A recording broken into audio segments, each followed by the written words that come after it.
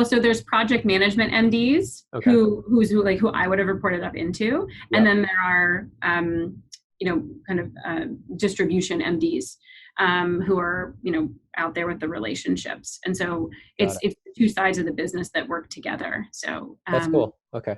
That makes sense. So there's one like managing director kind of helping get everything together.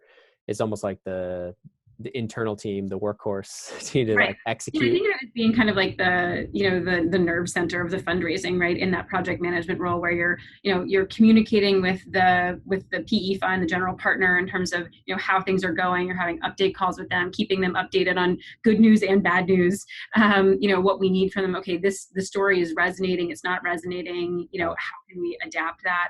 And then also communicating all that back and forth to the distribution team and saying, okay, great news. They've just exited this business at a great multiple. Like, go back out to your investors and tell them that it helps bolster the story, and kind of managing all of that process.